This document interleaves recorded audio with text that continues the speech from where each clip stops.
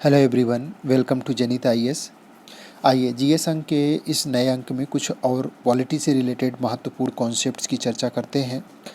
First है, लोकसभा का अध्यक्ष अपनी शक्तियों और कर्तव्यों को भारत के संविधान, लोकसभा की प्रक्रिया एवं कार्य संचालन के नियमों और संसदीय परिपाटियों से प्राप्त करता है।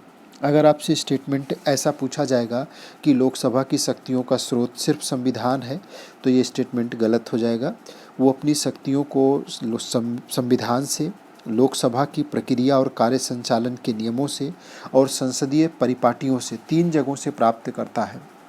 लोकसभा का अध्यक्ष जो दोनों सदनों की संयुक्त बैठक है, संविधान का आर्टिकल 108 यानी कि 108 संयुक्त बैठक की बात करता है, तो दोनों सदनों की अध्यक्षता का कार्य उसी का है। लोकसभा का अध्यक्ष दोनों सदनों की संयुक्त बैठक की अध्यक्षता करता है। अगर वो अनुपस्थित हो तो लोकसभा का उपाध्यक्ष बैठक की अध्यक्षता करेगा और उसकी भी अनुपस्थिति में राज्यसभा का जो उपाध्यक्ष है वो बैठक की अध्यक्षता करेगा। नेक्स्ट है, भारत का उपराष्ट्रपति राज्यसभा का पदेन सभापति होता है और वो सदन का सदस्य नहीं होता है। यानी कि भारत का अगर उपराष्ट्रपति है तो उसको अलग से राज्यसभा में सभापति होने के लिए कोई शपथ वगैरह लेने की ज़रूरत नहीं है। उपराष्ट्रपति पद का मतलब ही है कि वो राज्यसभा का सभापति है, जबकि वो राज्यसभा का सदस्य नहीं होता है। एक ऐसा व्यक्ति जो राज्यसभा में सभापति के पद पर है और राज्यसभा का सदस्य नहीं होता। नेक्स्ट, लोकसभा का अध्यक्ष राष्ट्रपति के प्रसाद पर्यंत पद धारण नहीं करता है, बल्कि उसे जब तक लोकसभा का विश्वास हासिल रहता है तब तक वो अपने पद पर बना रहता है।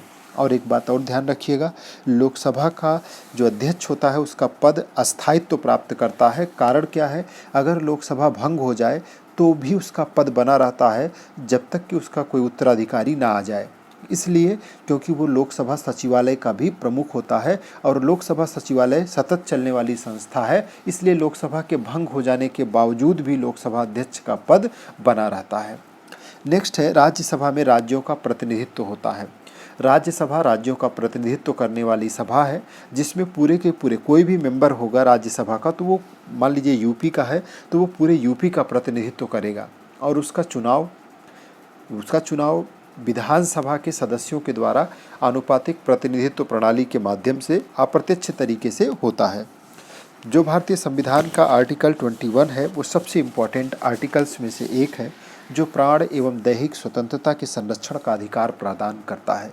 यानी जीवन का अधिकार आर्टिकल 21 के अंतर्गत शामिल किया गया है। भारतीय संविधान का आर्टिकल 21 किसी भी व्यक्ति के, ये वो मौलिक अधिकार है जो व्यक्ति के जीवन के अधिकार से संबंधित है।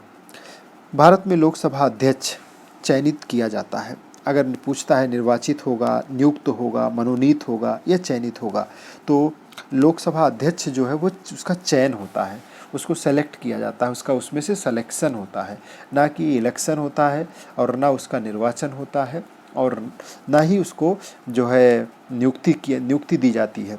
बस केवल और केवल उसका चयन होता है। इम्पॉर्टेंट है, कई बार पूछा गया है, ध्यान रखिएगा। अगर किसी भी पंचायत को भंग कर दिया जाए, कोई पंचायत अगर भंग होती है तो 6 माह के अंदर निर्वाचन होगा। 73वां संविधान संशोधन अधिनियम 1992 में ये प्रावधान किया गया है कि अगर कोई भी पंचायत भंग होती है तो 6 माह के अंदर चुनाव करा करके और फिर से पंचायत को बहाल किया जाएगा। तो ये कुछ बेसिक कॉन्सेप्ट्स थे जिसकी हमने चर्चा यहाँ पे किया। इनको आप नोट डाउन कर सकते हैं, क्योंकि प्रश्नों को इन्हीं कॉन्सेप्ट से रिलेट करके डायरेक्टली पूछा जाता है। तो इस अंक में इतना ही। धन्यवाद।